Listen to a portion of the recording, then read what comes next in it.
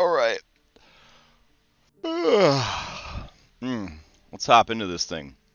It's a Saturday morning at 7:30 a.m. and we've got a game at 10, and I want to get a ton of prep done because I couldn't sleep last night, and I'm old and tired and sore, and working on stuff. It makes me feel better. It's like my old man dad works in the yard situation. Like there's something relaxing and meditative about prepping some Dungeons and Dragons. So, unless of course everything breaks, and then it's a lot of cussing and whatnot. Anyways, we've got this list right here that we've been grinding through. We also left off last session in a pretty cool fight, and I did make the mistake of there being a goddamn well. So there's a goddamn well there. So obviously they think they can go down the well, because that's what people do when there's a well on a map. And I did not put a down like a anything at the bottom of the well. And I do feel like, there might be something down the well. I don't know. We have room on the map. We could put a little chamber down there if we wanted to. So I'm going to go and see if I've got anything already loaded up. We'll go to maps. We'll go to caves and caverns. Okay. Admittedly, not at all what I thought would be down there. Let's see.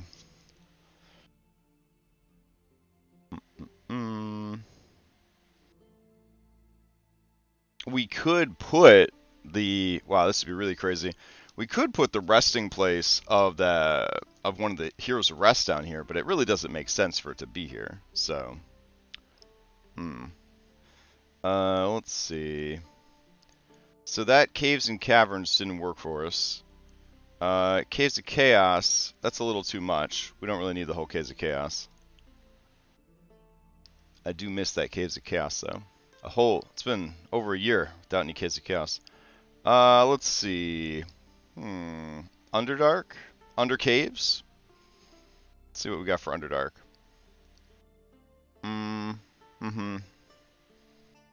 Okay. And then we got Under Caves, which is totally different. Okay.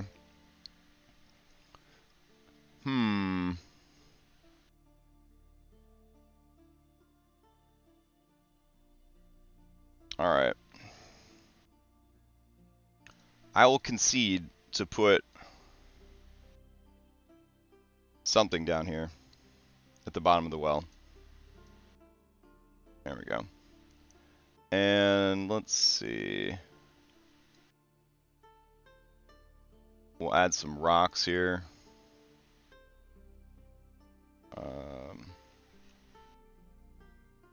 Maybe under debris. There we go. Good old debris. My old nemesis and friend. Some rocks. There we go. Alright. Let's see what we could do. Block this up.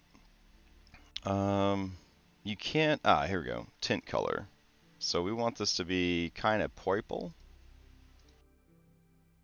Doesn't seem like it tinted it very well. Let's see. Tint color. Purple. Does it not tint? Aw. Oh well. There we go. And we'll do like that. Great. Alright, so what horrible, heinous evil would be down in this well just to exacerbate their issues and make it worse? Let's see. Something really gross and terrible should live down this well. What about an Otiel? That sounds fun. I can't ever pronounce the name right. Otiug? There we go. We will put an adorable little Otiug down there. Okay. So, just grab him. Go over there. Could have sworn I had a mini of this already, but we'll go and make one real quick. I mean, there's no better art for it than this 4th edition picture, in my opinion. In my opinion, though there are some pretty good ones. Let's see. My advice: don't go down wells. That's my advice. But you know, people, they want to learn. They want to learn. All right, so we'll grab this. We'll go ahead and boot up Photoshop. Let's see what we got going on here.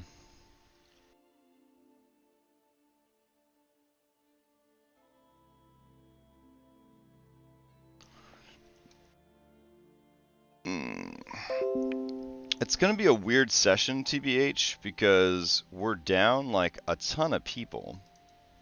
So I'm not really sure. I don't want to like not run the game, obviously, but it is kind of sad to be down.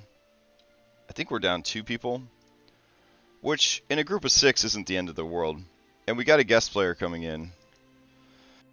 But this time of year, as we start getting into wedding season and graduations and things like that, you get, and vacations, you get a lot of people that just can't make it to games. And it's always a pain if you're trying to end a game this time of year, because, you know, it's okay to like skip out on a game when you're not doing anything super important, or even if you're doing something that's kind of important. But to have somebody miss the whole game, or like the finale of the game, it's just really sad. So I don't know. Let's see. Where did this monster end up? Oh, there we go.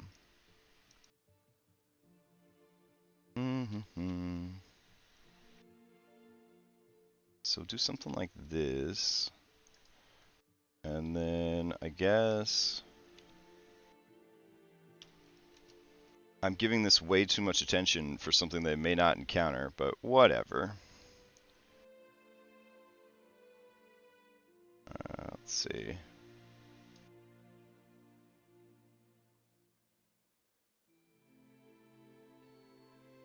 Alright, then we go here, and we get rid of all this. I always thought it was kind of weird that these guys had sort of an aboleth tentacle coming out of their head, like for eyes. It makes me wonder, are they a creation of the aboleths? That's the kind of stuff I think about on my Saturday morning when I couldn't sleep. Yep. Alright, let's go back down here, try to clean this up a little bit more. There we go. Lovely. Alright, it is adorable. Okay, so this is token aberration. I don't think it's an aberration in 5th edition, but whatever. And it's an O Tug. Beautiful.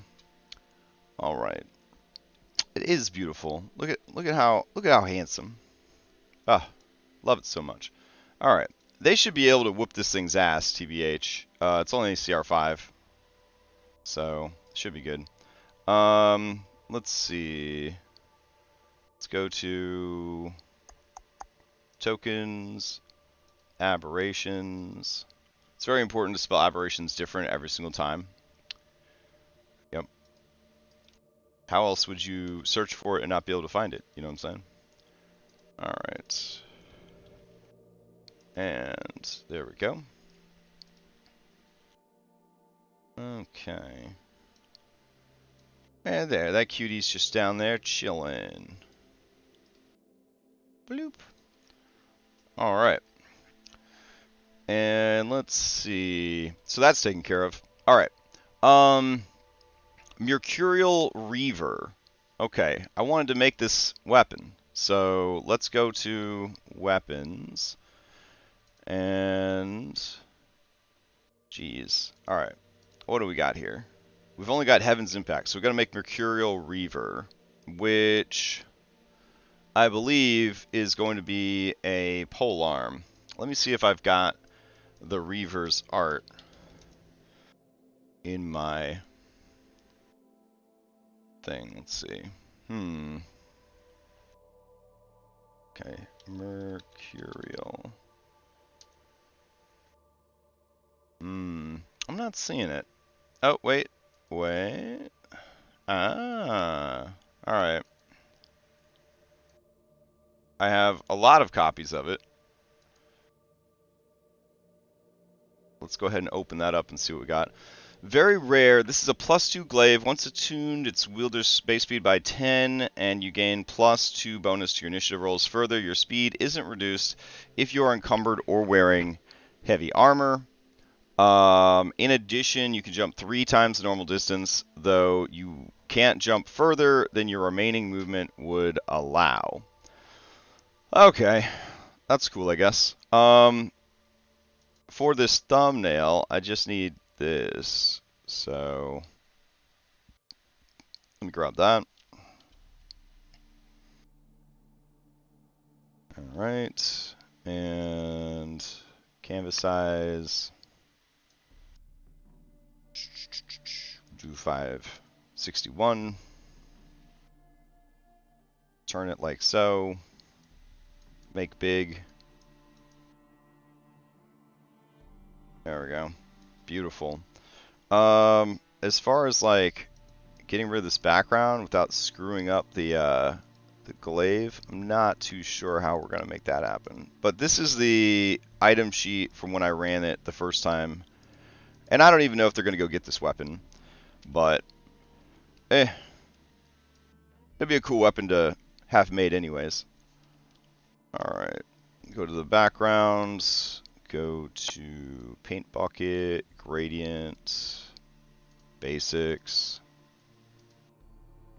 All right, sounds good. Go in here.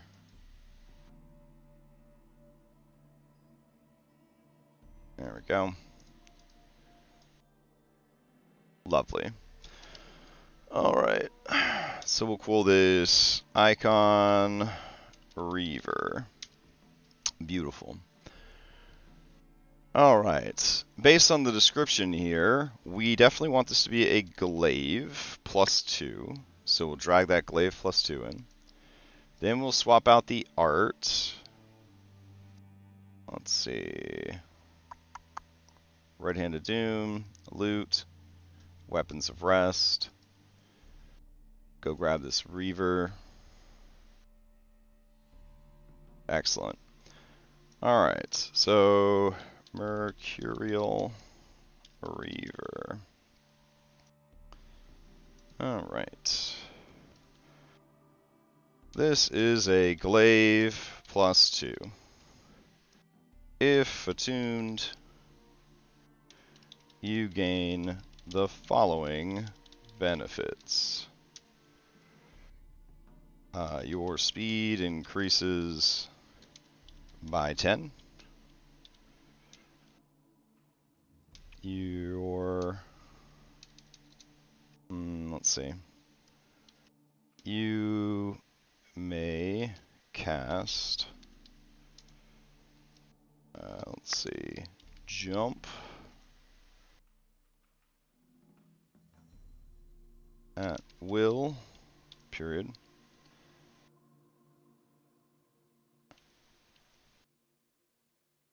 Let's see. Heavy armor cannot reduce your speed, period. And you cast jump at will. And did it say anything else interesting? Oh, +2 to your initiative rolls, yawn. In addition, you can jump 3 times the normal distance, blah, blah, blah, blah, blah. Jump at will is pretty good, and it's a +2 glaive. I don't really know if it needs any other abilities. Let's see. If tuned, you gain the following benefits. You cast jump at will. Heavy armor cannot reduce your speed. Your speed is increased by 10. Sure. We'll give them a bonus to their. You have advantage to your initiative rolls. Period. Lovely. All right, so the Mercurial Reaver is done. It is of questionable value. All right, check that one off the list, baby. All right, so we need a shield, a shining shield. Let's see. Shield of the Hidden Lord, Shield of the Uven Rune, that's a good one. Shield of Vulcan, Shield of Yggdrasil. That sounds pretty dope. What's going on with that?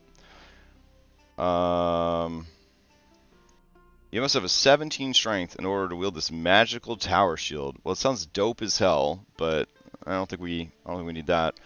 Let's see.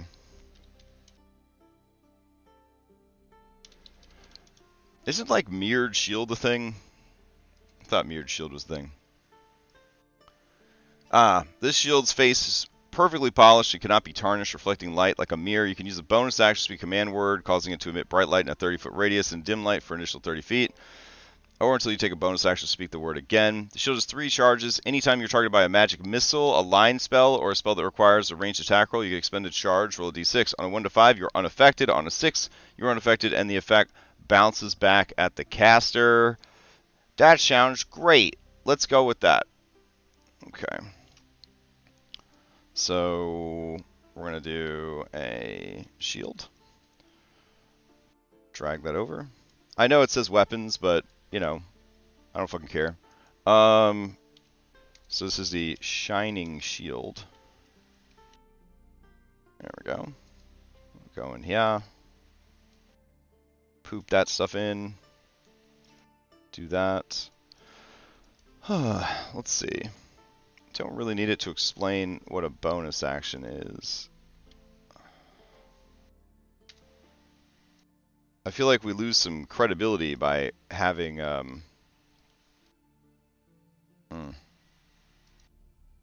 D&D Wiki links on there. Sorry, D&D Wiki. I too was in high school once and spent all my time making up stuff for Dungeons & Dragons. I appreciate your effort here, because this is a very cool item. Alright, all that seems pretty good. Price is invaluable. We'll go over to the details, and... Alright, so the activation is a reaction. And it's 3 per 3. Alright, 3 of 3 charges. Sounds good. And...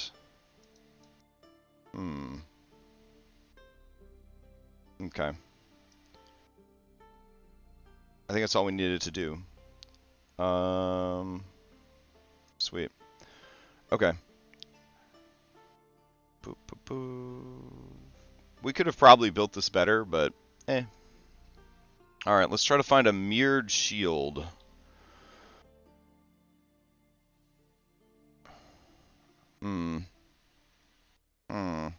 Ooh, that one's pretty nice. Alright, we'll go with that. There we go. Save out. Let's see. Icon, shield, mirror. Lovely. Alright, we'll go here. We'll go to Red-Handed Doom. We'll go to loot. Oops. Well, I guess this isn't a weapon of rest. Whatever. Get that in there. Alright. Next on the to-do list is the Karmic Edge. Alright, do I have the old stats of the Karmic Edge? Let's see. Karmic Edge. I do. Alright. Let's download it. Oh, I have the Photoshop file for Karmic Edge. Even better. Alright. Well, that's nice. Okay, Karmic Edge. This is a very rare dagger. This is a +1 dagger. Once attuned, it gains the following abilities. Throwing. This weapon has its range increments doubled. Morphic. As a bonus action, you can change this dagger into a spear or back into a dagger. Improved returning. A returning weapon flies through the air back to the creature that threw it. It returns to the thrower just before the creature's next turn and is therefore ready to use again that turn. Catching a returning weapon when it comes back is an interact action. If you can't catch it, if the character's moves since throwing it, the weapon drops to the ground. Additionally, one negative status effect affecting the wielder can be transferred to the target of successful attack roll with this weapon. A new saving throw versus the effect is rolled. That's such a cool weapon. Damn. Alright. But I have to write all of that again because I think I made this a million years ago in, God, homebrew or some shit like that. So let's move this guy over to the side so that I can retype all this. Alright, here we go. We'll go ahead and make this a spear +1 to start with. And let's see. We'll make the icon last. That's fine. Alright, this is called the Karmic Edge. Is there no H in Karmic? Oh, I guess not. Okay. English. Alrighty. And it's worth $1 majillion. There we go. Alright. This +1 dagger gains the following abilities if you attune to it. Maybe spell attune right. It's an idea. Okay. So throwing all range increments for each form this weapon takes are doubled. Okay. Morphic. Oh, we should probably put Morphic first, honestly. As a bonus action, this weapon can change from a dagger into a spear or back again. Period. Alright, cool. Alright. And then we'll do dagger form. Let's see. If attacking from a flank, add 1d6. There we go. 1d6 extra weapon damage. Spear form.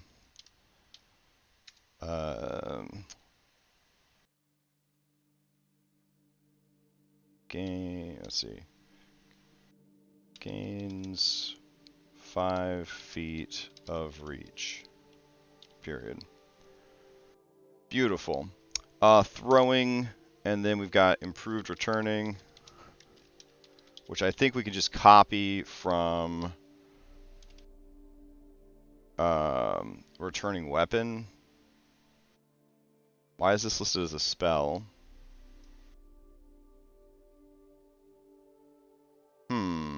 Interesting. Alright. Alright, I mean, we all know what fucking returning does, but... I don't want to type out the whole thing. Hold on. 5e weapon. Returning.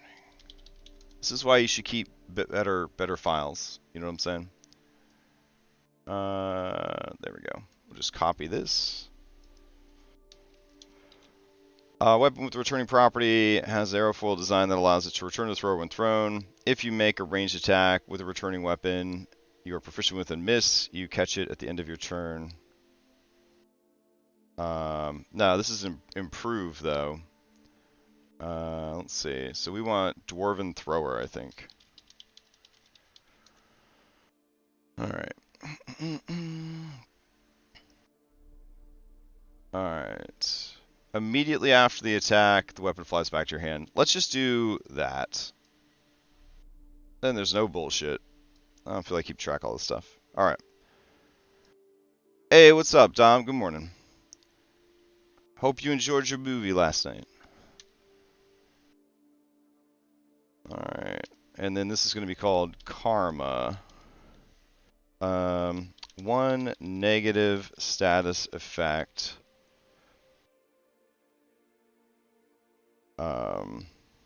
Afflicting the attuned wielder of this weapon can be transferred to another creature on a successful hit. A new saving throw can be made against the effect. Period. Sweet. That's a cool weapon. Alright, so let's go ahead and rescue these things real quick. We'll just hide all this. There we go. And we'll move him like so. There we go. And then dagger. You can just kind of chill right here. Nice. Alright. And we'll get rid of all that. And we'll get rid of all this. Originally, all the art for these weapons was kind of lifted from the same, like, weapon sheet. So they all, like, looked really good together. Because they all matched, but... yeah.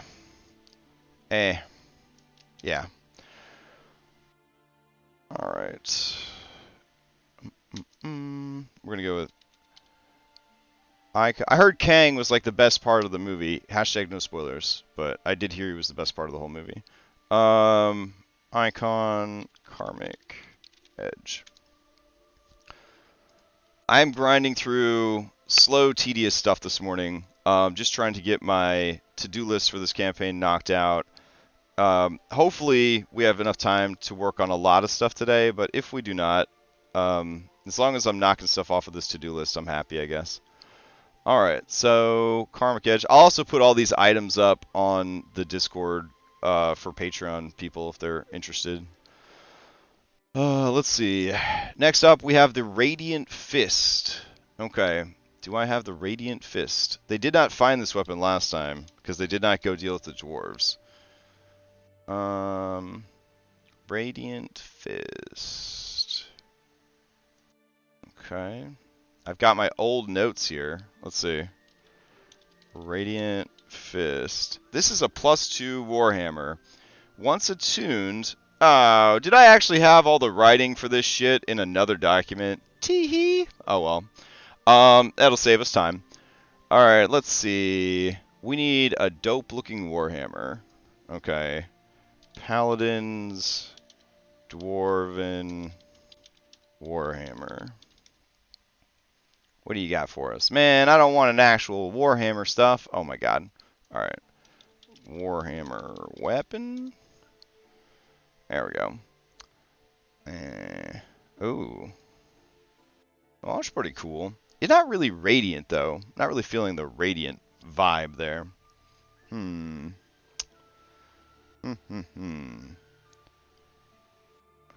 I feel like Worlds of Warcraft would be our best hookup.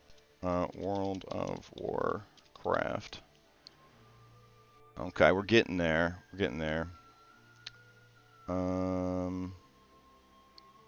Well, this is a glowing Warhammer.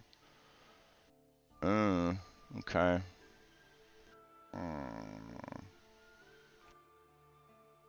Alright, let's see. Oh. Okay. Well, here. We'll basic bitch it. Let's go to a Pinterest. Alright. I think I have a board from a million years ago for weapons. Let me see. Weapons. There we go. Alright. let us see if there's anything inspiring here. We want a big fat hammer. Looks like I had a fixation on swords, because there's a lot of swords here. Sword, sword, sword. Wands, staves. That's a pretty dope... oh, wait. What do you got going on here? Oh, okay. Are there any hammers, though? Yes, there's a hammer. Alright, this is from the Rudra weapons. Okay. Ooh, wait. There's a lot of hammers here, too. Let's see. Ooh, look at that crystal-like one. That's pretty cool. Alright, let's see. Let's go down this rabbit hole. Oh, is this a hammer from Darksiders? Okay. Let's see. Ah. Ah. Okay. Here. Get you going here. I never played Darksiders. It was like on my list of games to play, but I just never made the time for it. There's so many games like that. I'm hoping that this Wednesday gaming series, I'll actually like force myself to play some video games, because I used to really like playing video games, and then I started, I got into like tabletop, and then from tabletop I got into like running a lot of Dungeons and Dragons. It used to be, you know, you run Dungeons and Dragons like once a week, and then it became like a part-time job, and then it became like an all-consuming thing. And I was just running a lot of Dungeons & Dragons, and I just really never have time for video games unless I'm playing them with someone else. And I don't know. Maybe if I set it up as like a weekly thing that I just do, that will make it so that I actually play through. I don't know. We'll see. Alright. There. Looks lovely. Okay. Let's go ahead and pump the values a little bit. It's just a thumbnail, but, you know, make it glow a little bit more. There we go. All right. The Radiant Fist. Boop, boop, boop, boop, boop. All right. This would have been a good one to get before they went to face the Ghost Lord, for sure, because it's an undead killing weapon. But we're going to go ahead and grab a Warhammer +2. Drag that on over. And this is the Radiant Fist. Go in here. And then we'll go to Assets. Go over to Red Hand. Go to Loot. Go to Weapons of Rest. And we'll go grab the Radiant Fist. Alright. And this is a Warhammer +2. Once attuned, when you hit a fiend or undead with this magic weapon, that creature takes an extra 2d6 radiant damage. If the target has 25 or fewer hit points after taking this damage, it must succeed on a DC 15 Wisdom saving throw or be destroyed. On a successful save, the creature becomes frightened of you until your next turn. When you hold this weapon, it sheds light in a 20-foot radius and dim light for additional 20 feet. Hammer below.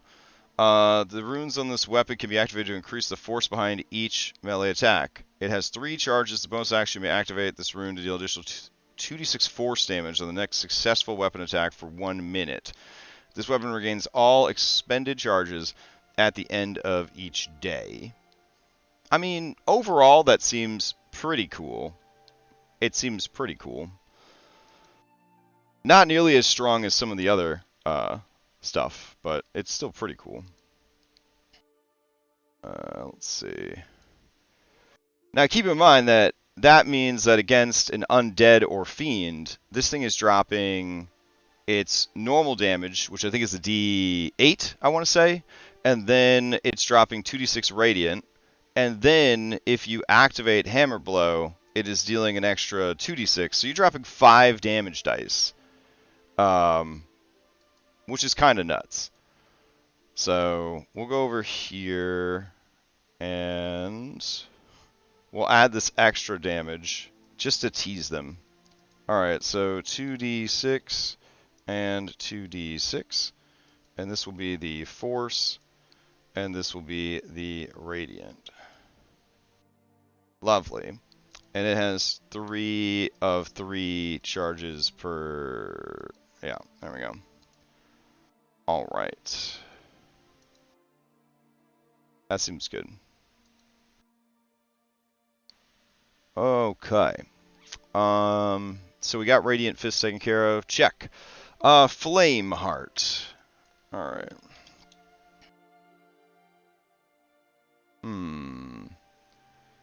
All right. What is Flame Heart? I think Flame Heart is somehow both a Flame Tongue weapon and a Frostbrand weapon, but that seems kind of weird. Also, they already found a Frostbrand weapon. All right, Flame Heart, Bradley Flame Heart, Flame Skull, Weapons of Rest. All right, here we go. Elven Longsword, Magical Frostbrand, requires attunement. When you hit an attack with the sword, takes 1d6 extra damage, blah, blah, blah. Oh, they already found this weapon. Yuck, yuck, yuck, yuck, yuck. Alright. So, that's unfortunate. Yeah. I guess that's that. I was going to give it to What's-Her-Face, that she has Flameheart's weapon, but we could probably come up with something cooler than that. Let's see. Alright, so let's go to our catalog, I guess, of weapons, mostly swords. And let's see. Oh my goodness. Look at these cuties. Alright. Let's see. Wow, they all look so cool. Alright. Search. Ba-ba.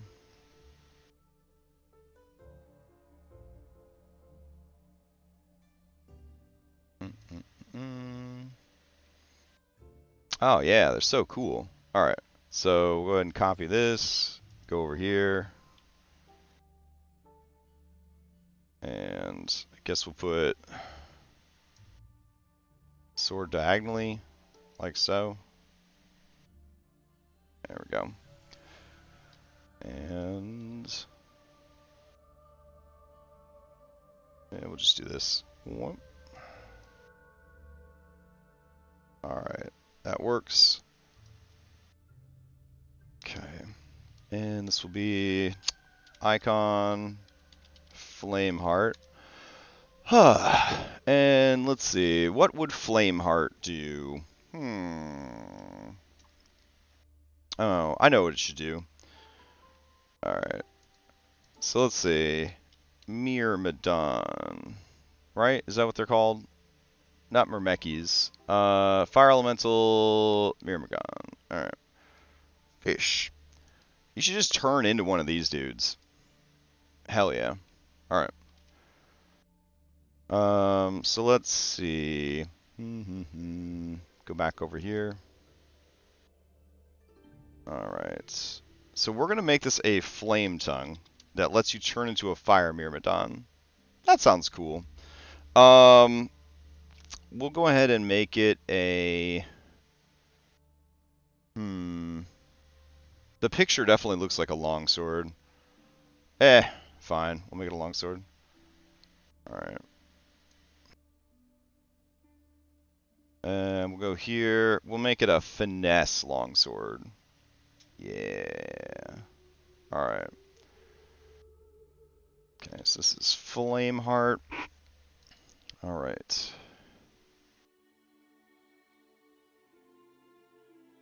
Alright. Let's see. This finesse longsword requires attunement to unlock any of its special properties. Alright. Additional, let's see. We'll do once per day. You may shape change into a, let's say, CG dash fire elemental myrmidon. There we go. Shape changes to a fire. The duration is 1 hour, or if the new form is reduced to 0 HP, or you use an action or bonus action to return to your new form. Lovely. All right. That sounds pretty cool. All right. So we'll go here and we will go to loot, weapons of rest. We'll go ahead and grab Flameheart, add that bad boy in. Lovely. All right. So we'll check that off the list. Wow, it's a lot of notes. It's a big. Oh my god, our to-do list is so big. Oh my god. All right, I'm gonna just start crying. I think I'm just gonna start crying. You fuckers. Okay, hold on. All right. Flame art's done. Then we've got Captain's Quiver. All right, I'm pretty sure I've got that. Hold on. Captain's Quiver. Yes. All right.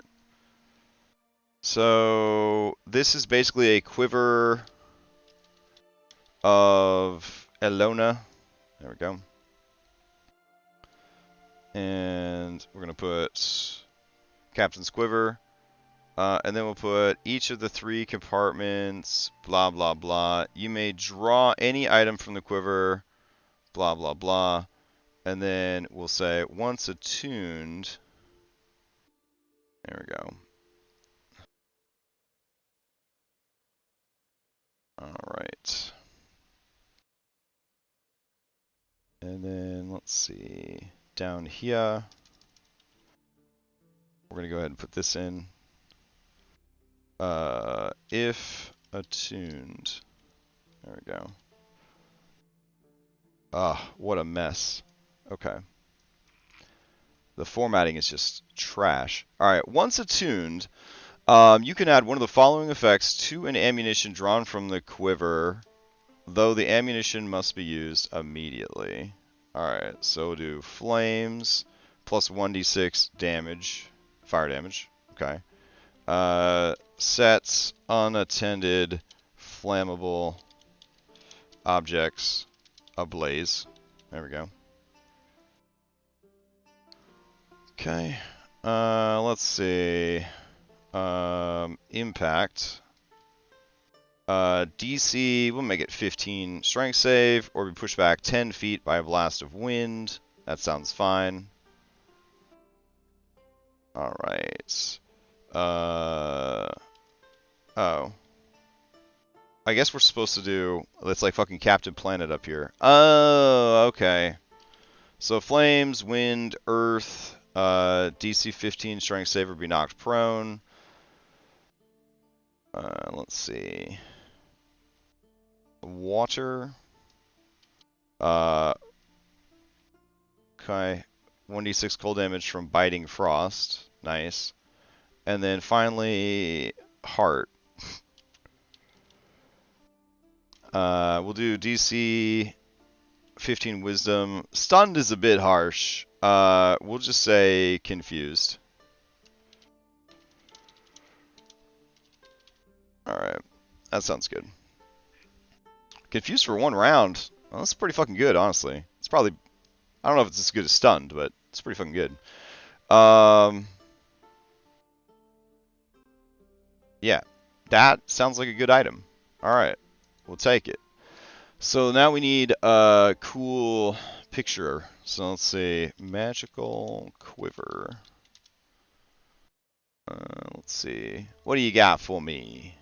Ooh, that one looks pretty good. Quiver of Elemental Chaos. It sounds probably way cooler than what I did. Let me see.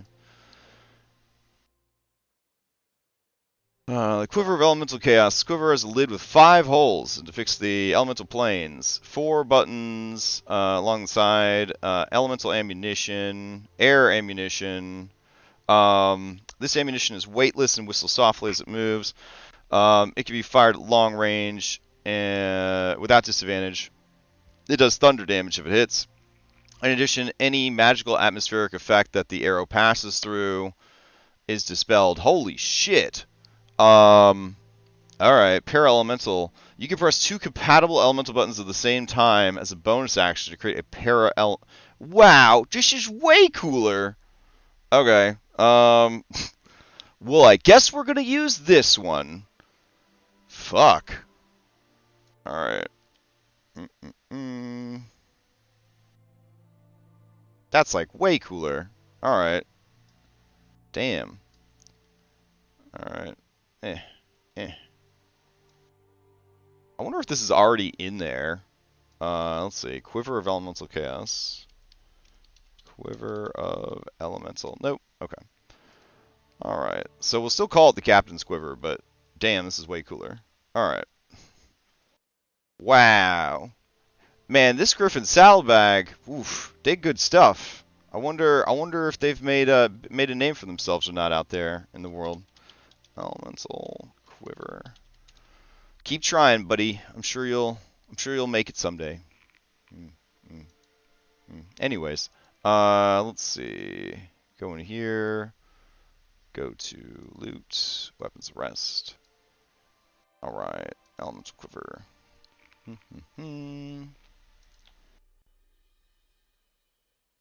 Dope. All right, and the last thing we need is the twin blades of crystallized fate. Holy shit, that sounds awesome. Who has the twin blades of crystallized fate?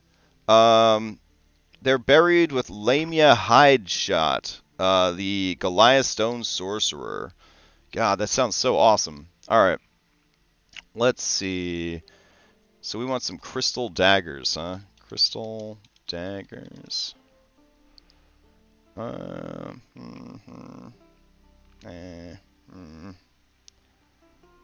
mean, we only need one crystal dagger, and then we could just kind of like show the dagger twice. Hey, that looks pretty good. Could we do cooler? Cooler than that? I don't know. That's pretty cool looking. You know what? We'll just go with this one. Alright.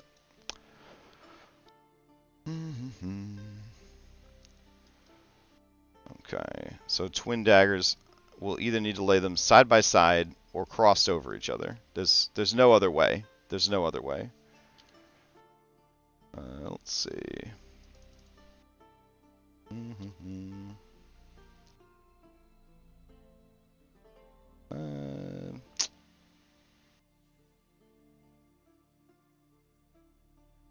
Okay, like so. Sure. Alright, let's try to get this cleaned up a little bit more. Okay. It's cool to have like this particle effect around you, except when I need to like, you know, rotoscope out all the stuff. There we go. Alright.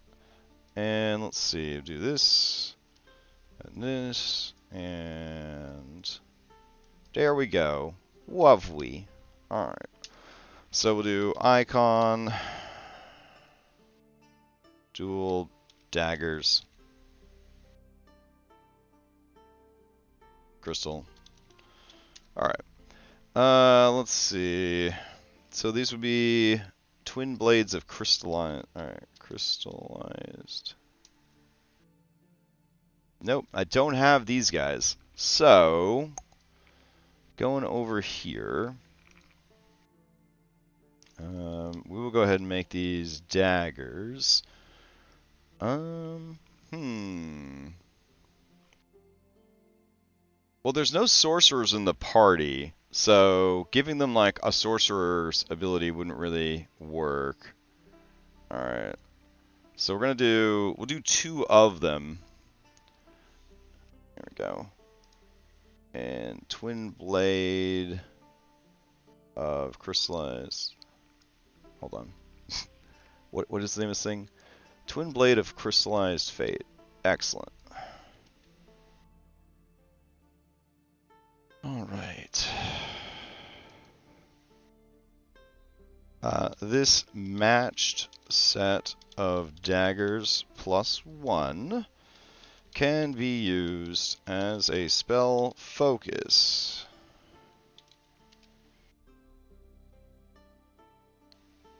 By any spellcaster. I'll put any non-divine spellcaster. Fuck it, anybody can use them, that's fine. Oh, thanks. Man, 26 months. Wow. It's intense.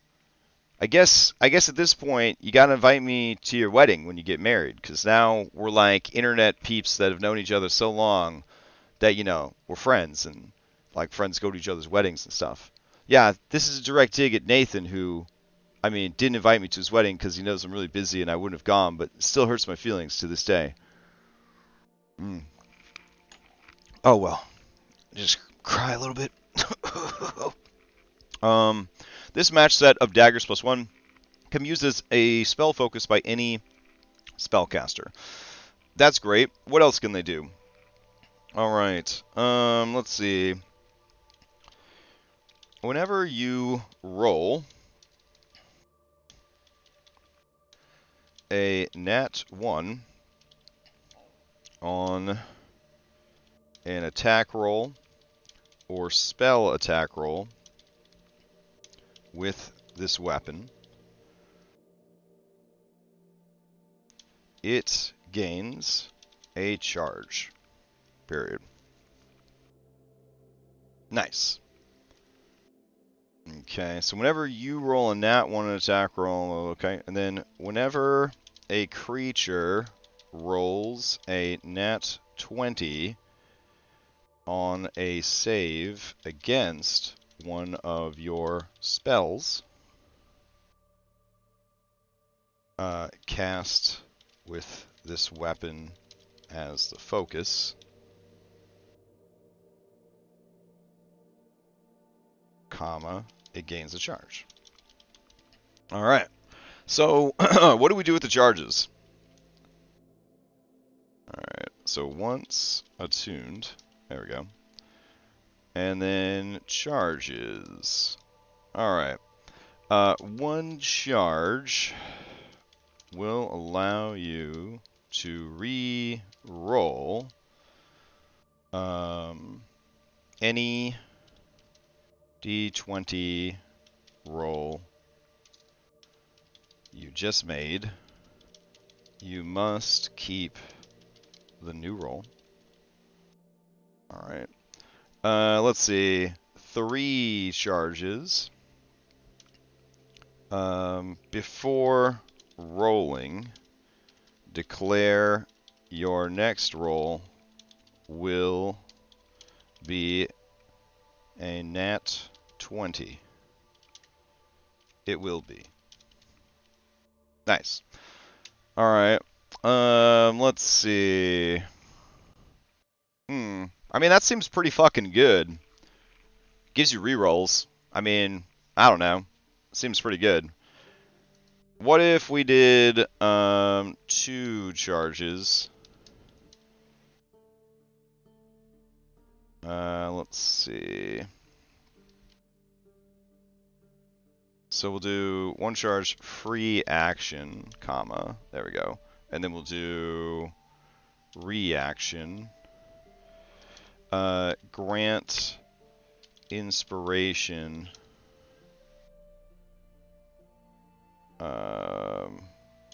to another PC or ally. I'll just say to an ally. There we go. To an ally. They must use it immediately for the roll they were about to make. Period. Sounds good. And then just giving yourself an auto crit seems pretty good. Let's just say it can hold 7 charges total.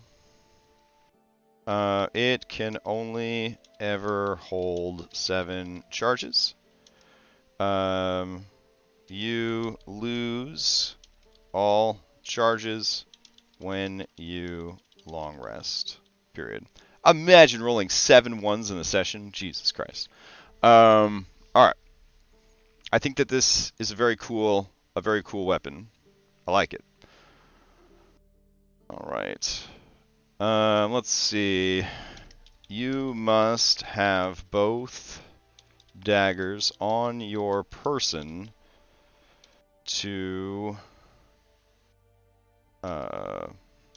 access their magical effects, comma, though you only need wield 1 at a time. Nice. Let's also give it defensive duelist or defensive dueling. If you are wielding both daggers, you gain a +2 bonus to your AC. Lovely. Man, that's a fucking cool weapon. God damn. Wow. I like that one. Alright, so let's go to Right-handed Doom, loot, weapons of rest, and grab those daggers. Alright. Ooh, those are so cool. Okay, those are super cool. Alright, I guess I'll go ahead and export these before I forget. And throw them all up onto Discord. In case anybody else wants some cool items to hand out. Like maybe somebody named Ash who's running Abomination Vaults. I don't know. I mean, maybe. Would be nice. I don't know. Just throwing that out there. Alright, let's see if we can find the bow. Thorn bow, twin serpent, the bladed bow. There we go. Alright. Any other fucking items here? Let's see. Also, where did you get your own folder from? Treasures of Rest? How dare you? Alright. I don't know which one I exported, but we'll grab that one too. Alright, I'll throw these guys up in that folder then.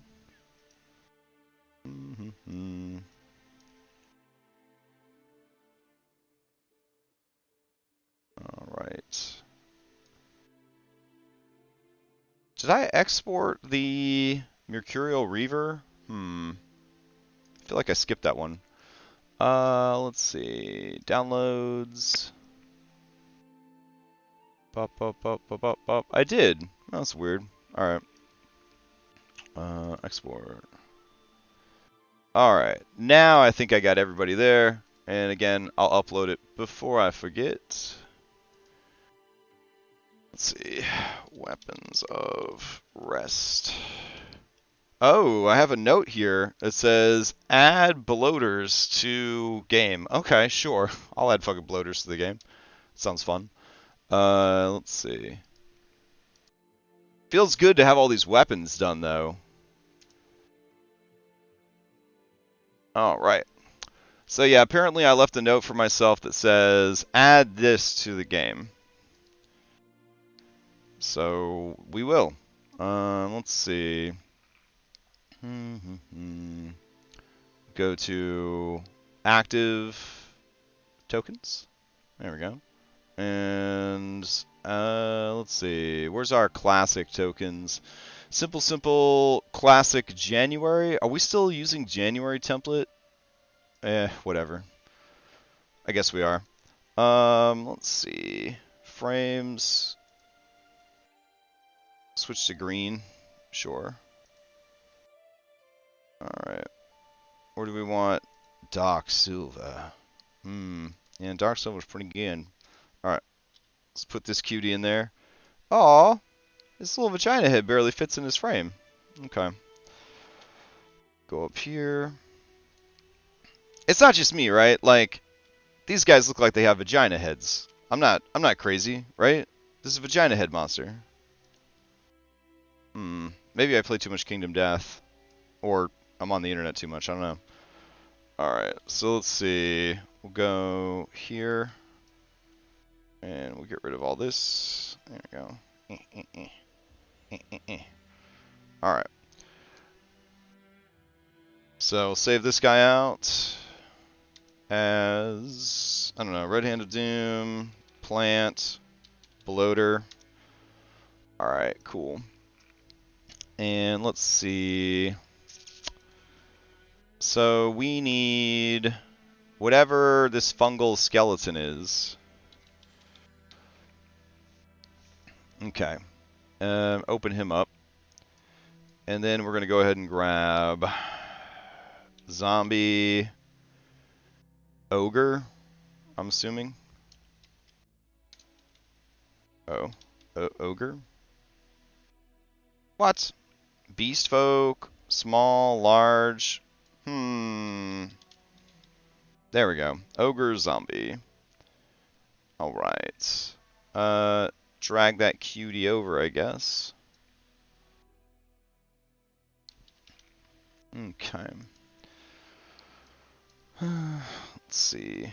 Go in here. Go to this. Go to monsters.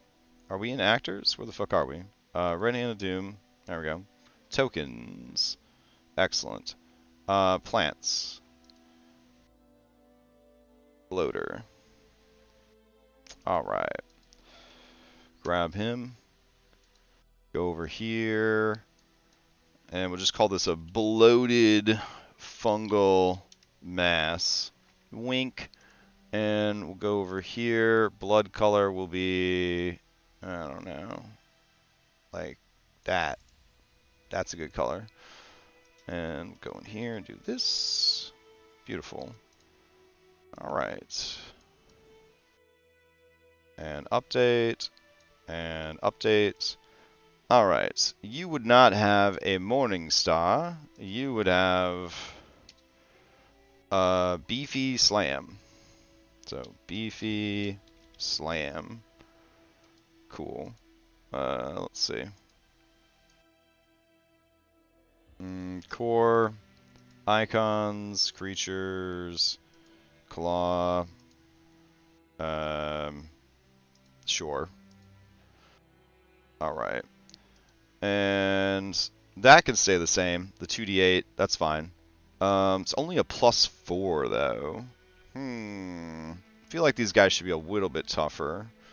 Let's bring it up to CR5, and we'll pump the strength up to a 22, and we'll pump the con up to a 22. Alright, so he's got his undead fortitude. We'll give him proficiency. There we go. And yeah, alright, I'm liking that. What else could we give this guy? Give him this spore attack. There we go. And then, let's see, we'll give him a cloud kill. Seems good. Bloop. And we'll make that constitution based. Beautiful. And let's see, details. Let's see. Doesn't require concentration. 20 feet, blah, blah, blah. We'll say once per short rest. Sounds good. Nice. And then we would want to turn this DC up a little bit, so we'll make it a 17. Okay. We'll make it a much bigger cloud when it explodes, so we'll do a 20-foot radius. Alright, that sounds good. And, does he need anything else? Maybe a bonus action grab? So, let's see. Tavern Brawler? There we go. Let's see. When you hit a creature with an armed strike as an improvised, you can use the bonus action to attempt to grapple the target. A beautiful. What a lovely monster. He just holds you in to the cloud kill. Nice. Alright, and then, let's see, constrict. Let's do that. Alright. At the start of your turn, deal bludgeoning damage equal to your level to any creature that you are grappling. That sounds good. Okay. So now we've got this nice, bloated, fungal guy. I dig it. Alright. Are you throwing those weapons in the Patreon server? Yeah, I just did. I'll throw this bloated fungal mass in there too if you want. Let's see. Bloated fungal mass. Export.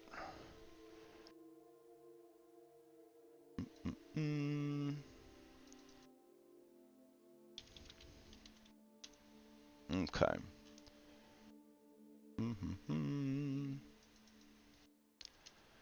Alright, so I'm going to have a couple of these guys show up late to the party. Players love it when... They love it when monsters show up after the fight has already started. They love that shit. They get so excited.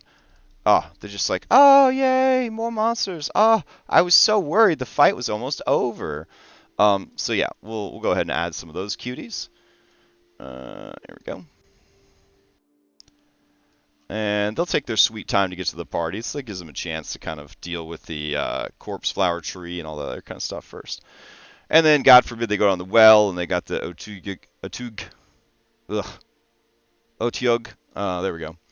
Alright, so next up on the list is Heroes of Rest Dungeons. I have made the map for Acelin the Wind. I have made the map for Bradley. I have not made the map for Lamia Hideshot or Sanlos Sunfeet. Okay. So, I think you know what we're going to do now. We're going to go look at heroic maps. So let's go to Drive Through RPG. I'm going to log in. And we're going to go shopping, but not really because I don't want to buy anything. We're just going to see what I already have. So let's see what we got. Heroic maps. We could just look through my library, I guess. Would that be easier? I don't know. Let's see. Let's go to heroic maps.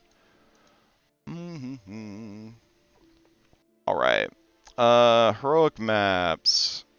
It is tempting to hit up their VTT stuff and have it already be set up. So tempting. Let's see. Dwarven might be good. But where's dungeon? Dungeons. Alright. Black Scar. Let's see. Pirate Den. Man, these are some loose terms here for dungeons. Cave of 1,000 Worlds. That sounds fucking cool. What's going on with that? Catacombs of Thanatos. I think I already used that for the vampire guy. Cave of 5 Brothers. Too piratey. Cave of the Furies. Cave of the Hellstare. Chapel of the Dead Lovers. Vampire Queen. Death Market. Orc Fortress. Maybe I should be looking up tombs. Alright, let's try that. I'm gonna go back. What about dwarf dungeons? What do we got? A bridge, a monastery, a peak, a skull gorge, hydro plant, underground town, lava system, forge of the firehammer, fuck, Helheim, Hall of Heroes, Odin's Feast Hall, Mimir's Well. Oh, such a good map.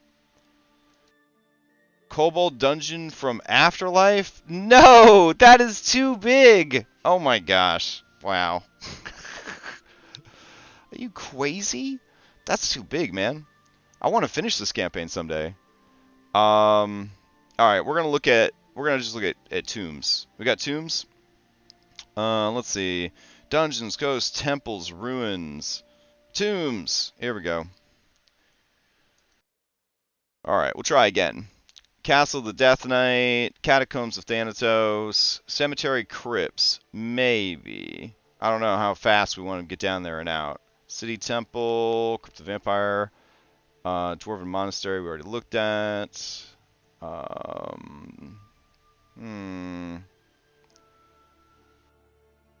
Alright, more Skull Gorge, Valley of the Ancients. Come on. Caves. I mean, I could just make the dungeons real quick. Ugh. Blah. Those are toxic thoughts coming into my head. Making my own dungeon. I'm not. No. Let's see. Haunted Abbey. Great Dungeon. Great Dungeon. Maybe I'm missing something, but these don't feel very tomb. This feels like they're underground with walls, so we're going to call them a tomb. Old City Necropolis, Sunken Treasure, Tomb of the Long Hill Elders. That actually sounds like something we might be able to use. I want something that would be appropriate for a halfling, and then something that would be appropriate for a stone giant. That's what I'm looking for. Let's see. The Last Home of Three Heretics of Zan, Lost Tomb of the Elven Prince, Medusa's Lair. Medusa's Lair is kind of tempting, because, you know, stone. Maybe. What if she didn't die, but she was cursed to be a Medusa, and so you got a Goliath Medusa. Oh, shit! That'd be kind of dope, honestly. That would be very cool. Yeah, I'm kind of into that. Not digging these at all. Long-Hilled Elder's Tomb. Yikes! Oh, wow! That's really big! I do not want to make the walls for that. Okay. Hey, this Lair of the Minotaur, it's actually looking pretty good. Just put yeah, there's this crypt right there. Why is it right next to the front door, though? That's kind of wild. You know what? I'll take it. There we go. Give me them JPEGs.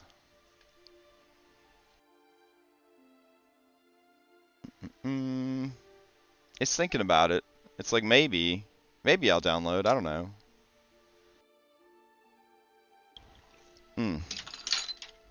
Shit. I'll be right back. I knocked over my drink.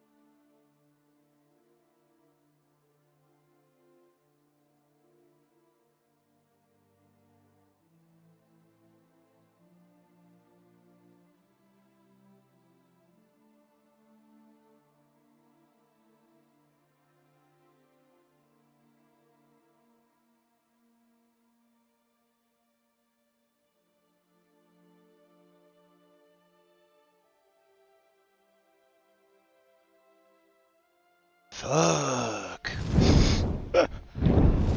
That was a lot of drink. That was a lot of drink. But it's done now. That's that slice of life right there. Alright. Let's see. Medusa's lair. It's honestly, it's just like up on a cliff, which is kind of cool, but it's a bit too like, it's just a bit too Greek for like what we're after. So we will go ahead and pass on that one. Alright.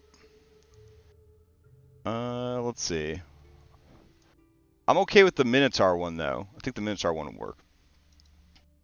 Let's see what else we got. Crypt chambers. These are module or whatever. Dry ravine locations. Let's just make one real quick. I think that'll be fine.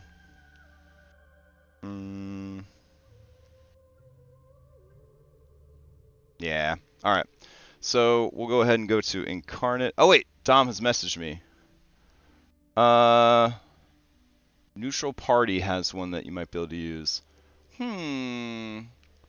That one's pretty cool, but she's buried with so many people. Do you see what I mean? Like, and I kind of wanted to just be her. So let's go ahead and do. I got a good idea for one. So let's do incarnate. All right. We've updated our terms of use and privacy policy to further comply with the growing number of user privacy legislations. Oh, okay, great. Yeah, sure. I thought you were going to change your licensing. I was like, please don't. Please don't. All right, we're going to create a new map, and we're going to go ahead and we're going to make this map in 2K because we can always export to 4K. Never work in 4K. Never work in 4K. Oh, incarnate search. Oh, shit. That would probably save us a lot of time. I kind of have something in mind that I want to try to build, though. So I'm going to try to build it real quick. All right, so we're going to make this map 50 by 30. Sure, that sounds good. All right. And we'll ignore that warning about Chrome because it doesn't actually do anything. Let's go ahead and where's Obsidian? There we go. We'll make the background Obsidian. Okay. And then we will turn on the grid so that we get a better sense of what's happening here. And let's see. We're going to use the dig tool. I don't think it's called the dig tool, the mask tool. And we'll try to build this bad boy out. So, thinking you come down some stairs.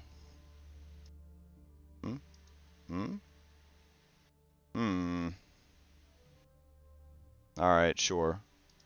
You come down some stairs, and then there'll be a door. And then through the door, so we'll make the doorway like that. There we go. Alright. And then you'll come into this larger chamber. I'm going to keep it real simple. You come into this larger chamber, and it will go out to here. Okay, and then we're going to go ahead with this, like so. Alright. And that's pretty much all I want out of this, is that general shape. So then we're going to make a big old chasm down the center. So I guess we'll go to the foreground, and we'll grab a beautiful stone floor for this place. Let's see. This is always a nice design right here. This one. And go to advanced. We'll rotate it 45 degrees. There we go. And we'll shrink the tiles down a bit. And then we'll offset them a bit.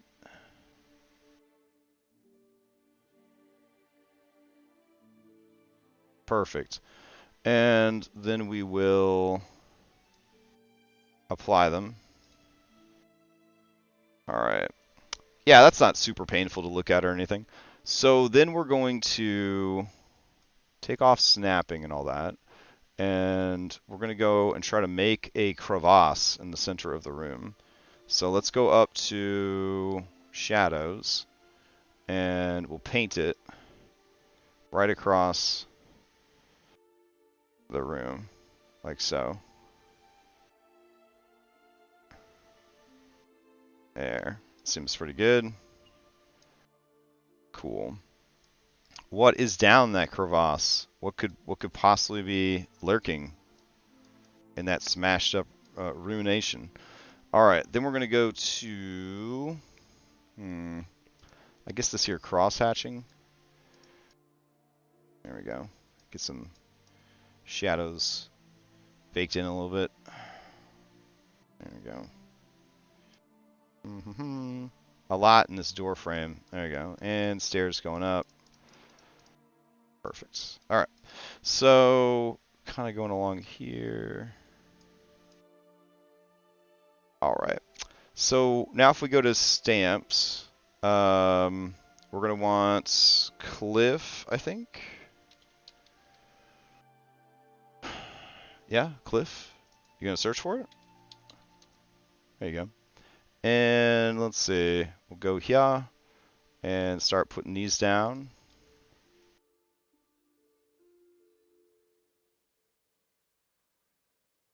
Let's see. Cool.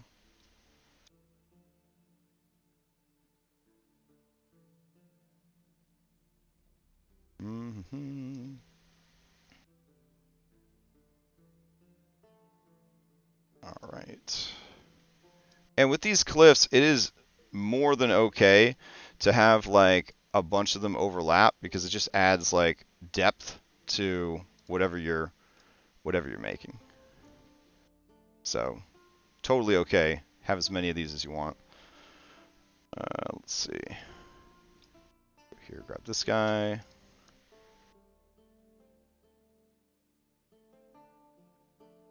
And looks like we already have that exact same one there, but that's fine. We'll do like that.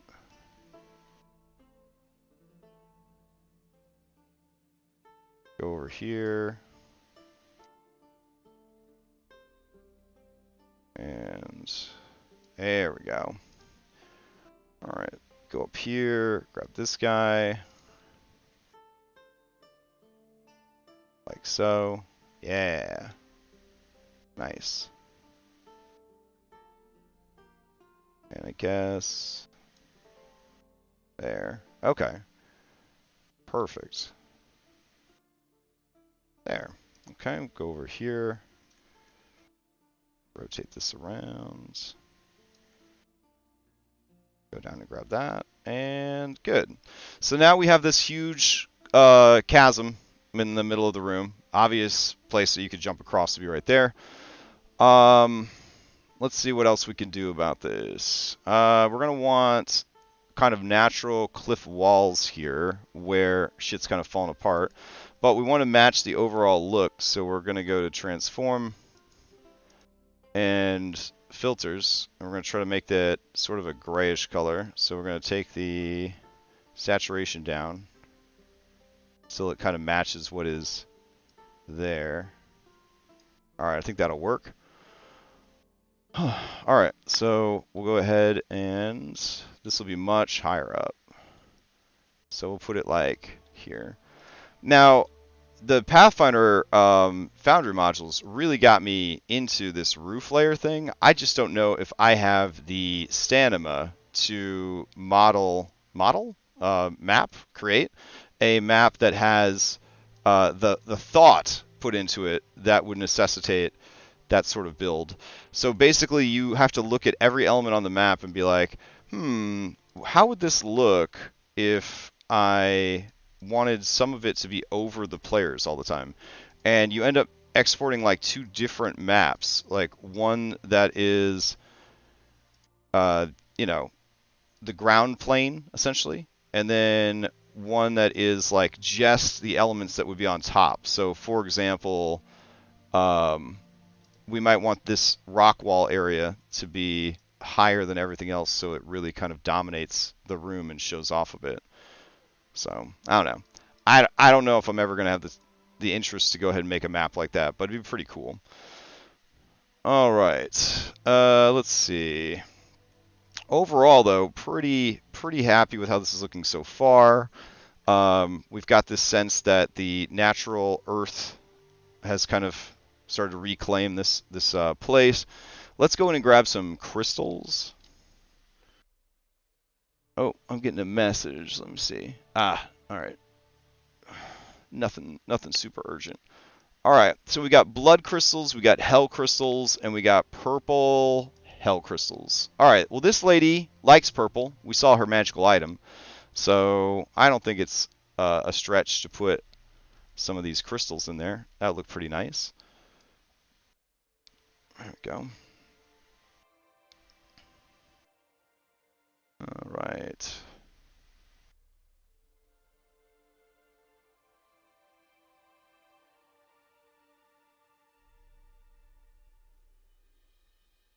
And a few down here.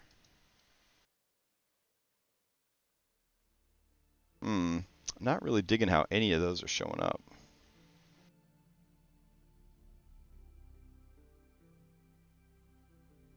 Okay. That doesn't look too bad. All right. Maybe some like coming out of the walls would be good too.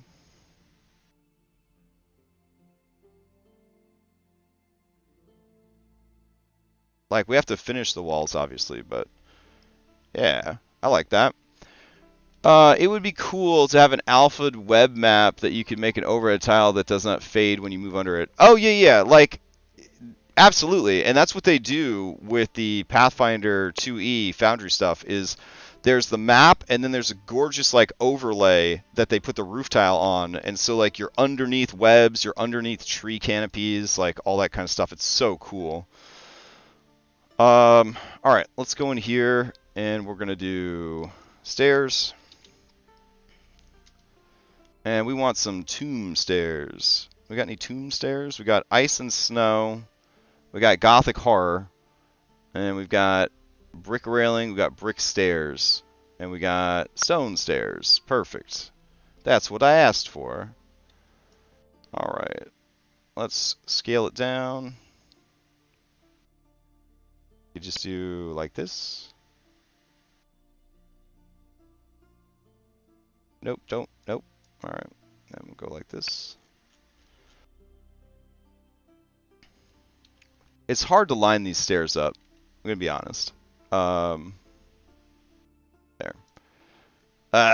There's a seam. I hate it so much. Oh well. What are you going to do? I guess I could have made it wide, and then there wouldn't have been a seam. Alright, let's see. How do I move it without... Oh, there's like a button I can hit. Oh, well. We'll go transform. We'll make it wide. There we go. Alright, so that takes you to a lobby. The lobby's going to have a door. So let's look for doors. And we've got Gothic Horror, which is always nice, with these trefoiled gates. And we just have these heavy-ass dwarven ones. So let's go ahead and we'll just put this down. Let's see. That works. That works for me. All right, and let's see. You got a door to go with that? Are you the... Oh, you're the door? Okay. Look like a goddamn safe. All right. So another thing, Dom, you would make like this archway would be on the roof map. So that'd be kind of cool. Like you go through, but then the archway's over the top of you, so you kind of feel like, you know, there was that interaction there. Let's see. We need pillars. All right. Let's see. We've got your standard graveyard pillars. We got temple. We got elven. We got fey. We got gothic horror. Ooh. Nice, Gotrick. I'm already kind of invested this one, but I will definitely hold on to that map for later. All right. Let's see. Are there any pillars that are knocked down? I feel like that's like a missing thing for Foundry. Not Foundry, Incarnate. Is there's not enough like pillars that are knocked down. There's some from like the desert set, but I don't recall there being any knocked down ones for other stuff. Alright, these are good pillars though. Look at how big that pillar is. So I want some nice beefy pillars. So I'm going to go ahead with this. And it looks like it's 3 from the bottom, so we'll put it right there. Alright. And let's see. We could put it here and say that it fell into the abyss. Alright. There we go. And let's see, we made those 1, 2, 3, 4, 5, so 25, so there wouldn't be one there. 1, 2, 3, 4, 5, 1, 2, 1, 2, 3, 4, 5. So it would be here. And then it would be there. Okay, I think that matches up, roughly. All right, and then up here, we would take these and we would do like those part of the wall pillar kind of thing. I don't know what any architecture stuff is called, but we'll do like that. And like that. I feel like this would actually be a little bit... There we go. Further down. Okay. So then over here, I want there to be like some stairs, and I want the stairs to go up to her tomb. So what we'll do is we'll inset some stairs, and we'll do 5 from there, and I guess here. There we go.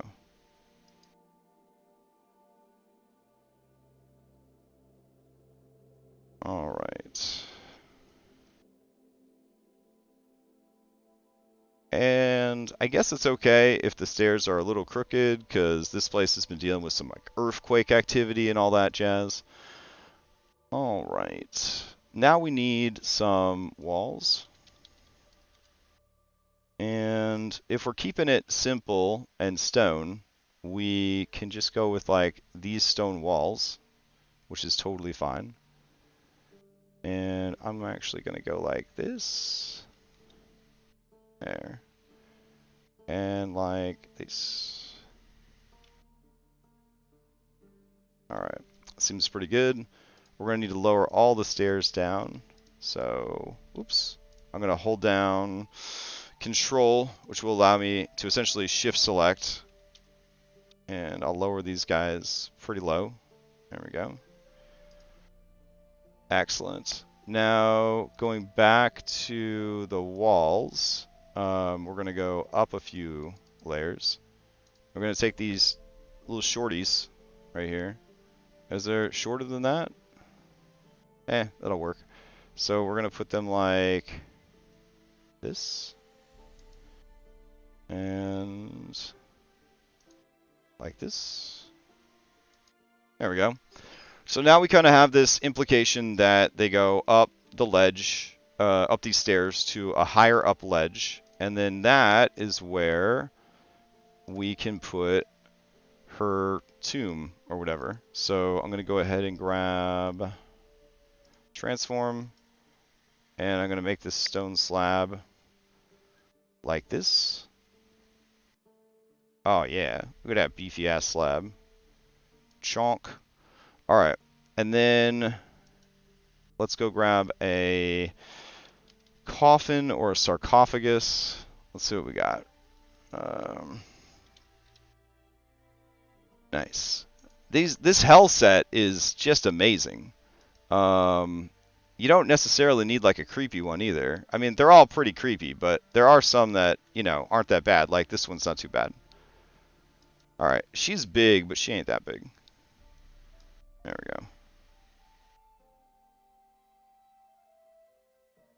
we go. Okay. I think I need to move this guy down because it's just like off a little bit and it's driving me crazy. All right. Cool. So I think that is pretty much what we need overall. Now we could just dirty it up with like, oh no, we actually need walls on the outside, so hold on. All right, let's see. We got that fancy walls there for the Gothic horror. They do make some great walls here. All right, we'll use these. This seems pretty good. So let me shrink them down, and we'll go like this. There we go. All right, we actually want these above the crystals, I'm thinking. Okay. All right. Do we got any corner pieces here? Nope. Corner pieces are just like that. All right, I'll take it. That's fine. Oh, fuck. Come on, mouse. Come on. Come on. There you go, mouse wheel. Oof. That was a struggle. All right. And let's see. Back down here. Yeah, my mouse is like being all janky with Incarnate for some reason. Alright.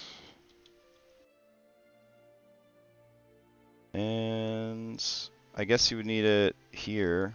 There we go. Any other straightaways? No, okay. So now I could turn this. There we go.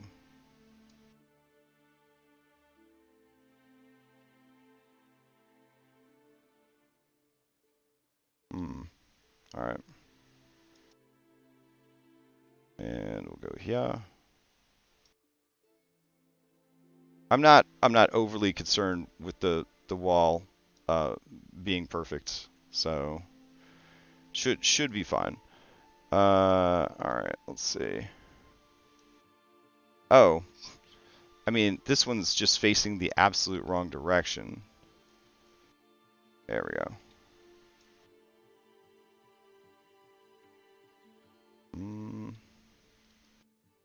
Damn, how low do I need to go on this one? All right.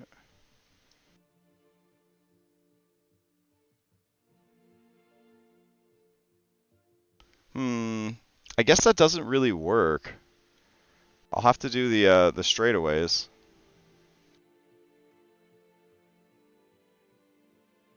There we go. And just rotate them. Rounded walls is really, I think, at least my greatest weakness in this program, but I want to say it's the program's greatest weakness if I'm just being a jerk and calling them out. I don't know if anyone else has had a lot of fun or success dealing with Incarnate rounded walls, but I could tell you right now, I haven't. All right, let's see. There we go.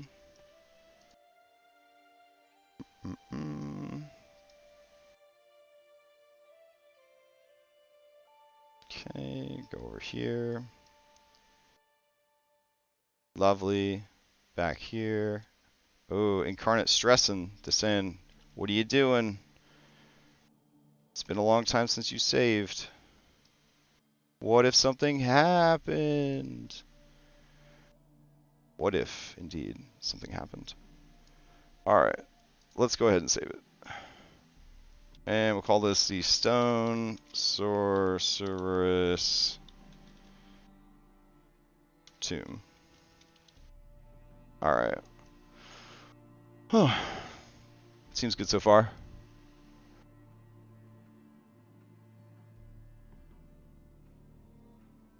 Okay, then we'll raise this above that. There we go. I'll actually raise all of these above. There we go. Cool.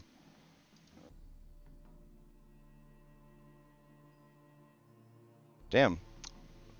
All right. So now we've got walls. Oh, fuck. Forgot this area. Hold on.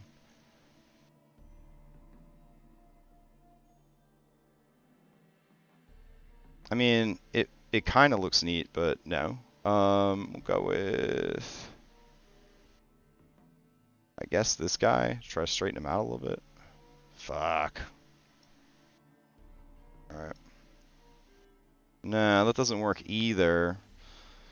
Don't like that.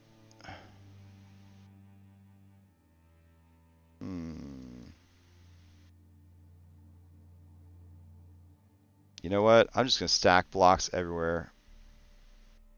It ain't pretty, that's for sure, but it's done. The most important part of the map is that it's finished. Alright, so we'll do that.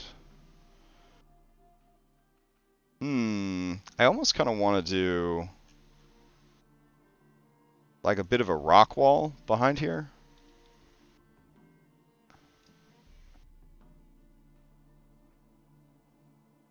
Yeah.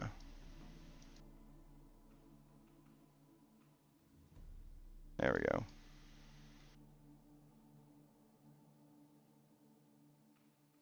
Alright. That's pretty neat. Okay.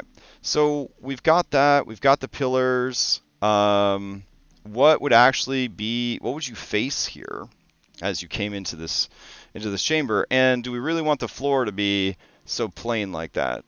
All good questions. So first off, let's make the floor more interesting. So we will go ahead and start painting in some cracks and some breaks in the floor. There we go. All right, and then we will rotate them and shrink them so that we could get some more in there without it looking too repeated. There we go.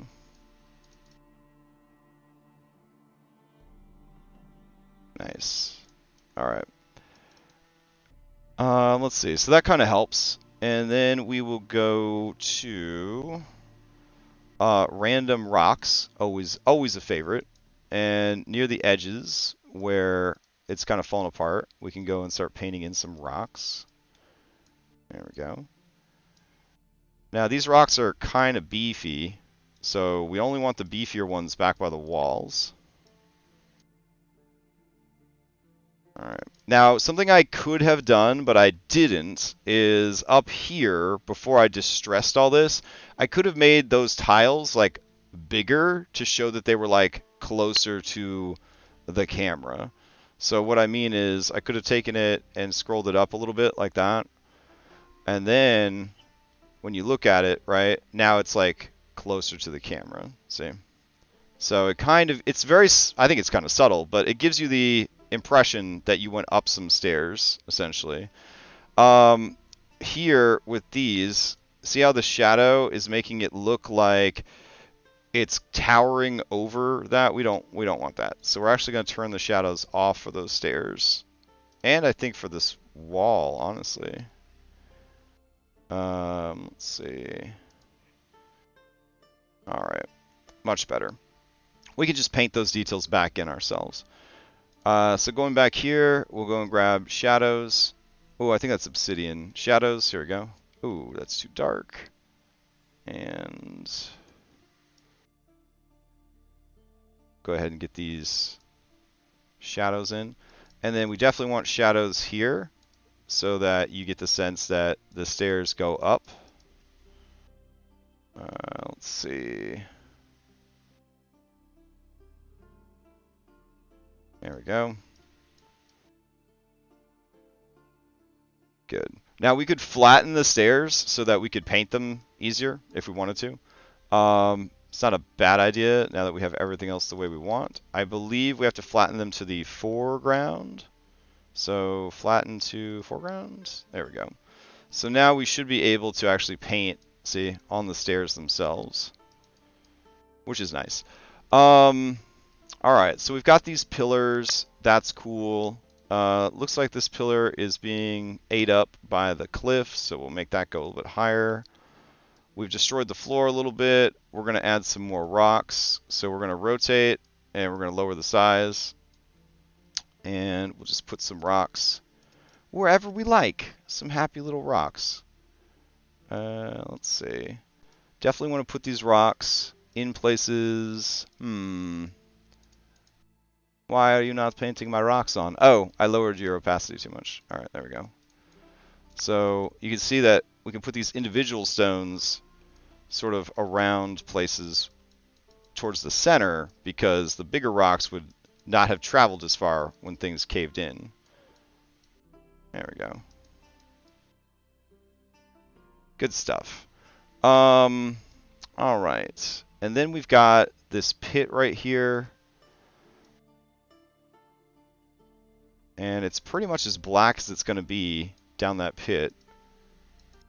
If we wanted to give it less of like an extreme depth there, we could take all of the cliffs and then make more of them, like going further and further down. But I don't think we need to do that. Over here, we can add these stairs to the foreground as well. And we could really darken those up with the shadow tool.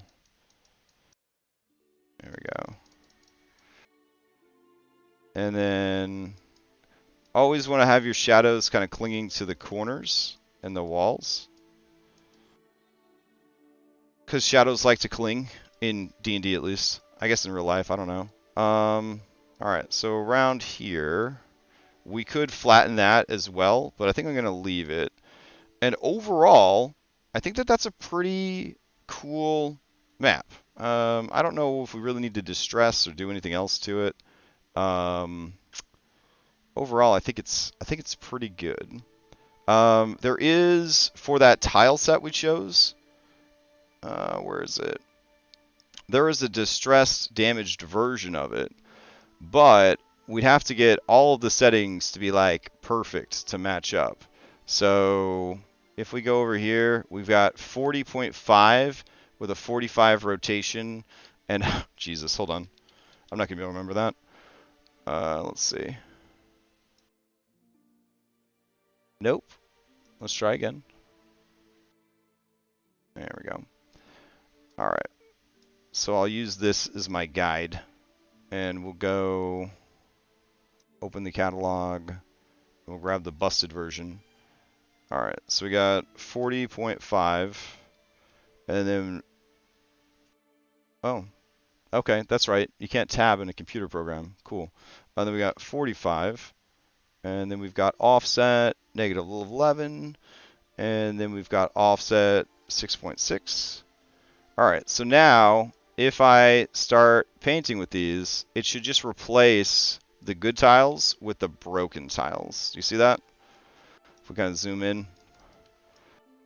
Now the bad part is we do lose all the distress work that we already did, so we probably should have done this beforehand. But you can see that it lets you kind of beat up the tile you're already using. But you just have to make sure that you match those settings. There we go. And I think that overall, that may... Oh, shit. I forgot the stairs were... oh no. Leave my stairs alone. I think that's good. So we're going to go ahead and save it. And now we've got a cool map for her. Alright, so we'll go to export, and we'll make it an HD export, and save it. Can't do anything while it's exporting, or it will get very upset, so we're just going to let it run. How's everybody doing this morning? Anybody working on stuff? Anybody got games today? I got Celasta tonight. I'm pretty excited about Celasta tonight.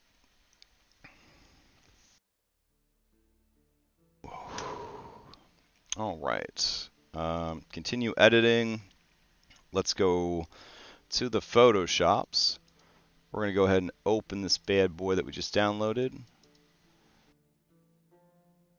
All right. And let's see. Do we want to do any more embellishments or anything? We could. So what we'll do is I want sort of a greenish, bluish shadow. So I'm going to grab that. And I'm just going to take a soft brush.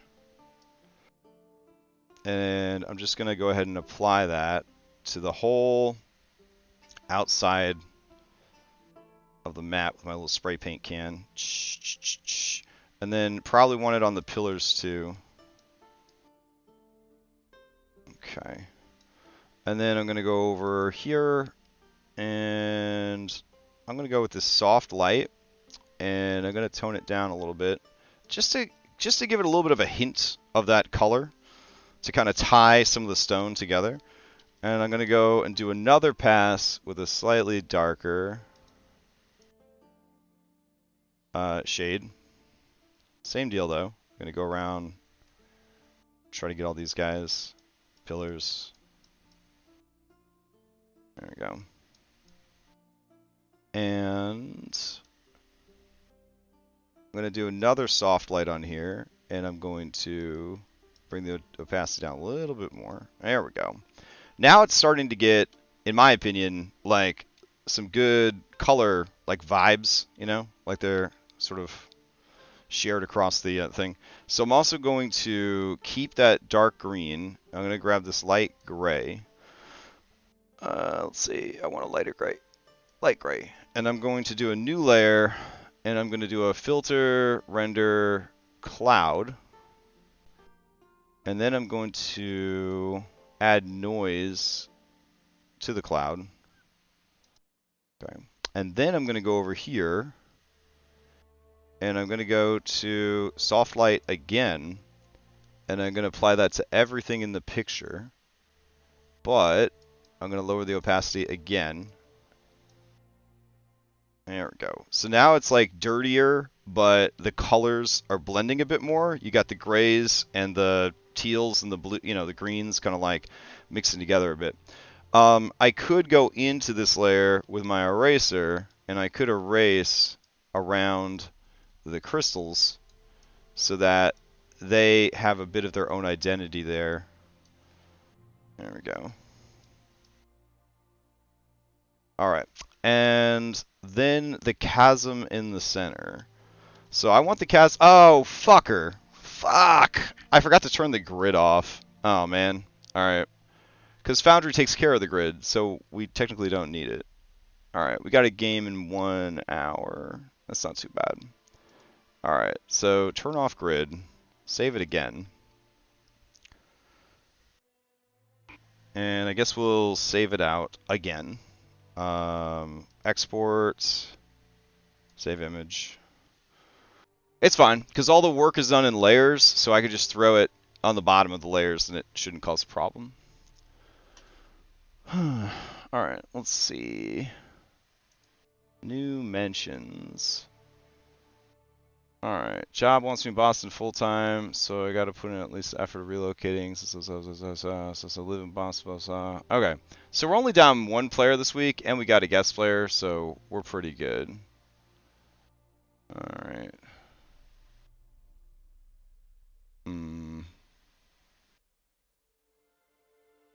Alright, let's see. Got this. Exported. Let's go back over here. And we'll go ahead and open it. There. And paste. Alright. So I wanted to address this big chasm in the center. We want it to be like really dark. So I'm just going to go ahead and make it really dark. So here we go. We'll do this down the center here. There we go. And we'll do multiply. I'll go in and erase it. Oop. I'll go in and erase it around here. There. So now it's like a little bit darker. That's looking pretty good. And then the last thing I want to do is I'm going to go above everything, and I'm going to grab this purple, and I'm going to try to just give it some purple lighting, even though we will be able to get this effect very easily in Foundry. If, I don't know, if you weren't using Foundry or something with color lights, it'd be nice to have that effect on there. So let's see.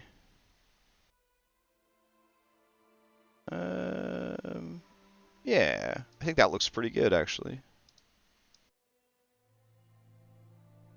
Okay, and then finally we'll go with the erase tool. We'll erase the stuff that's out of bounds. There we go. And I think that is lovely. So what we will do is we will save it out. Let's see. Save it to our work folder. And I'll tag this with Red Hand of Doom at the beginning, so future me has somewhat of a chance of finding it. And then, now that I saved it, I will flatten everybody, and I'll save it out one more time as a WebP. There we go. And we will do Stone, Sorceress, Tomb. Ooh, hold on. I want to actually adjust the size first. So we're going to go to image size, and we're going to make it 5,000 by 3,000. Cool. And for some reason, it's 3001. It's horrible. All right. Now we save it out as a WebP. There we go. And the dimensions for this guy are 50 x 30. We did it! It looks great. I think, and that's all I care about, is that I think it looks great because I needed the map. So that's how it works. All right. She lives in Dwarfland. So do I have a folder for dwarves? Dwarves of Hammerfast. All right. We've got the fungal caves. We've got the Hall of the Dwarven King. So now we're gonna add tile template wide. Drag this over.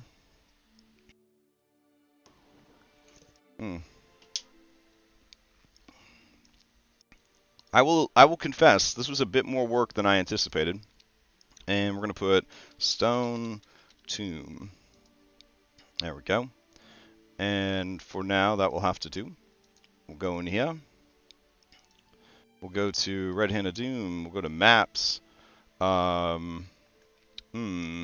I have a section just for dwarves? No.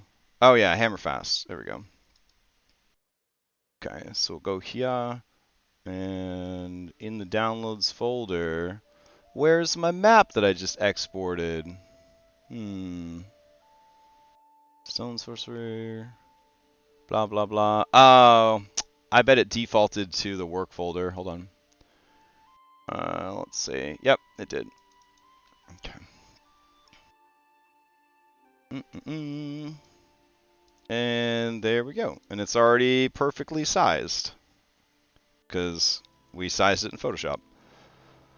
Alright, now, do we want to have a bottom to this pit? If so, we should probably leave some room over here to the side for them to deal with as they're at the bottom of the pit. And let's add the walls. We'll do a bounding box real quick, and then we'll do a bounding box around the map. There we go.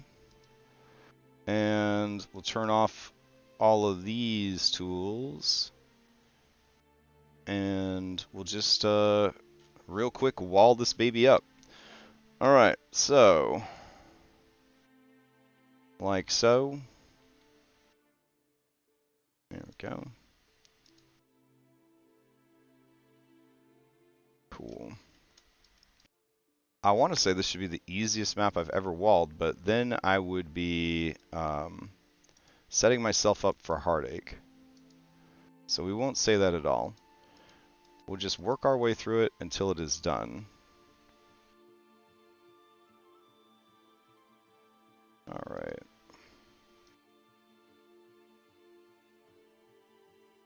Mm-hmm.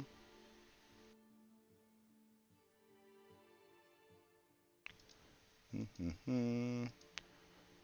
All right. And I guess I could put this map and Foundry file on Discord as well for Patreon stuff. Mm-hmm. Who doesn't want to have a map that's already ready to go? I guess me, because I could have had a map that was already ready to go, and I made one instead because I'm an idiot, but you know, whatever. Let's see, back over here. Excellent. All right, and then we got the door situation. I think the door will probably start there. All right. That seems good. And let's see, let's switch to the door real quick. We'll go like that. Lovely. And then we need a circular thing for these pillars. Do we want to do terrain pillars? We could do terrain pillars, I guess. Nah, fuck it. We'll do regular ones. All right, here we go. Let's see.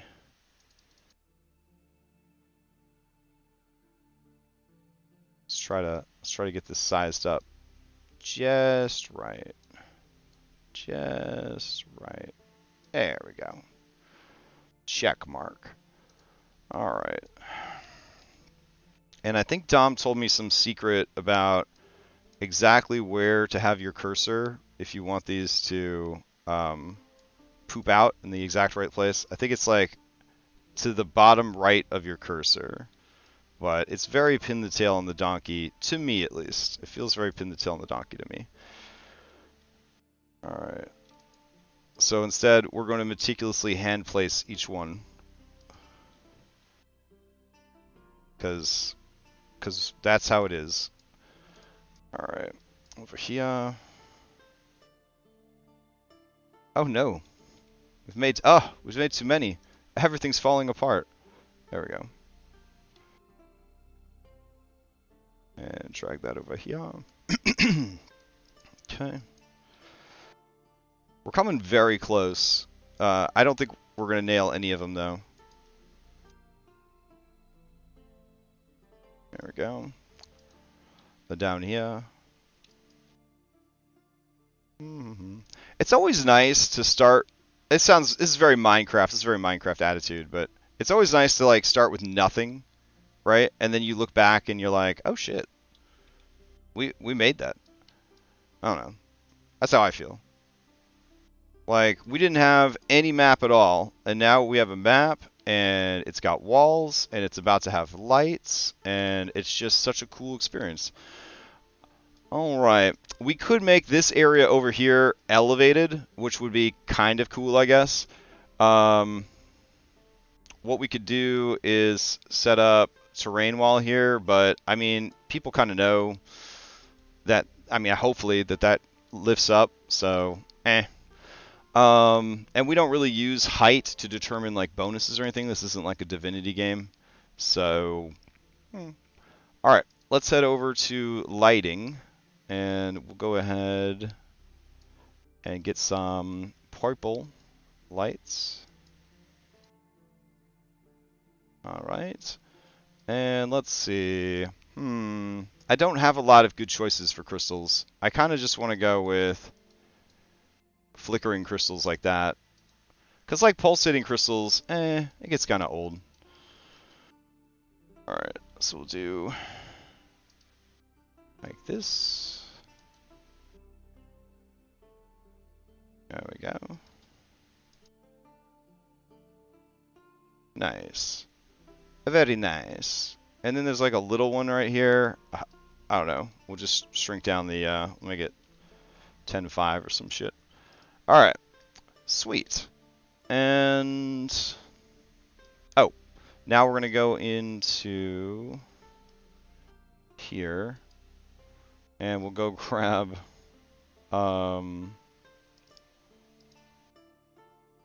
this black swatch. And this will be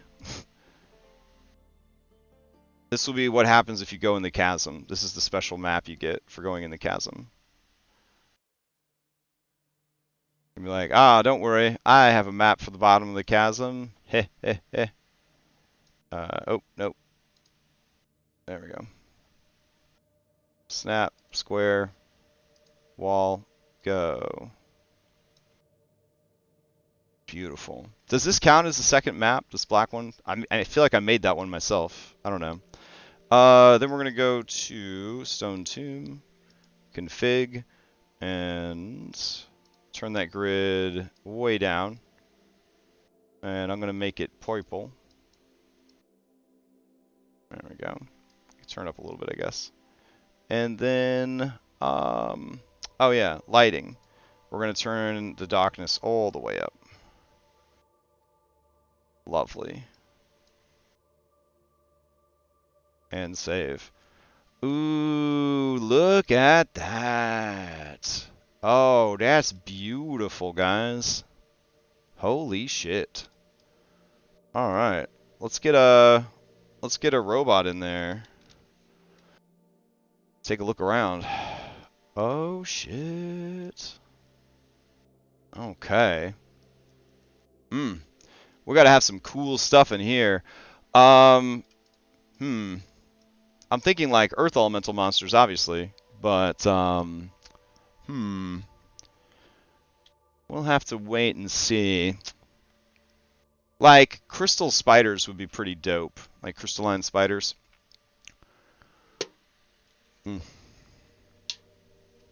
But it definitely has to be some kind of elemental. That's what I'm thinking. Yeah, that works pretty good. Something that can shove too, so they have to worry about being shoved down the thing. I mean, straight up Earth Elementals wouldn't be a bad idea, but I feel like they deserve something better than that. So we'll see. I guess. Oh no, we've only got 15 minutes left. Fuck. Okay. All right. So we're gonna say Dunzo's on Lamia Hide Shot for sure. We still don't have Sanlos Sunfeet. And what else do we got? We didn't make Ron Swansong, who's going to be waiting for them in the city. A Phase Spider? Phase Spider would be good, but like, I don't know. I want something elemental. Like, WoW, like World of Warcraft has these really cool rock spiders. Warcraft rock spider. What are they? Yeah, like these things, you know what I'm saying? Like, or these things, something like that. Something like a crystalline. Yeah, shale spiders. That's what they are. I think like some shale spiders would be kind of dope. Let's see. Yeah, like just bad boy right here. Like, oh, this thing right there. It's really cool. So that's what I'm thinking. I would like to do some kind of shale spider. So I'm going to add that note real quick. Let's see. Encounter shale spiders. All right. So let's see. Overall, I think we did pretty good. We designed a ton of weapons. We made a custom monster. We built an entire map from scratch and made a VTT scene for it. So yeah, not a bad day of prep. There's still a ton left to do, and that's unfortunate, but that's fine. We'll get there. So Hammerfest holds Hildror's Shroom Infestation. We got that checked off. Let's see. All of Ark's contacts are from that previous character that's dead, so we don't need to worry about that one. We did all the red cap stat blocks, so we can get rid of all that. Red cap lore, we've got that taken care of. Leo Dreora, the Sanguine King. Welp, we are going to need to work on that. As our cool, we got to work on Heroes of Rest. We've pretty much got that settled. So we can check all those guys off. Not too bad. But then when you scroll down, there's like another to-do list for Brindle. So that's a whole thing. But hey, we got all these done too. I'm gonna just delete this weapons arrest section. We got too many fucking sections for this. Here we go. And backstories. I think we've checked off a lot of the backstories. I guess we can't do Guy, so I'll have to update this. All right. Overall, I think we did pretty good. I think we did pretty damn good. We added flying monsters to the Ghost Lord. That's taken care of. Abyssal Brew's Campfire. We can start using that pretty soon. We already checked out our old notes, but I'll leave that there just in case. So, yeah, it looks like we've got a couple more things to do, and then we could really double down on fleshing out the Battle of Brindle and the Fane of Tiamat, aka the Fane of Blood, for that encounter. So, or not encounter, but that adventure arc. So yeah, I think we're cruising towards the finish line. I thought you did this campaign because you already had it prepped. LOL. Yeah, but like I had it prepped for like Roll20 like 4 or 5 years ago, and like I couldn't I just couldn't bring myself to do that one again. Part of why I agreed to do it, though, Dom, is because I'd already run it before, and so I'm very familiar with the campaign. So it was like minimal reading. My biggest weakness is reading. It's very hard for me to just sit down and read an adventure. So if I've already got it written, then I'm good to go. Anyways, tonight, 7 p.m. Eastern Standard Time, we're going to be playing some Solasta. We're going to play for probably 5 hours or so. So if you're interested in joining us and hanging out, please do. We'd love to have you. And then tomorrow morning, I've got Curse of Strahd Daybreak. They left off at a very spicy crossroads. So we'll see what happens to them. And then, let's see. Tomorrow night, we've got Mythic Odyssey as they continue to explore Yonder. We might not have a lot of prep tomorrow night for that campaign because I'm prepped like 3 chapters ahead. So I don't know if I even need... I might show up for like 30 minutes beforehand. We'll see. Might work on some adventure publishing instead. We'll see. Monday, we've got Odyssey Prime. We're doing a 4-hour block of prep Monday morning. So if you don't mind incredible spoilers for Odyssey of the Dragonlords, you can show up and hang out. That's what I'm going to be doing early morning on Monday. Monday night, we got the game. Tuesday, Cyberpunk continues with Dom, and Abomination Vaults continues with Pathfinder 2. And then Wednesday, we're going to start playing video games every Wednesday. The first video game we're going to try to play together on stream is Cult of the Lamb. It's like Satanic Animal Crossing, so I'm pretty excited about that. And then Thursday, Curse of Strahd Nightfall. Friday, Vodcasting, and Saturday we'll be back here. So, hope everybody enjoys their weekend, and I'll see you next time.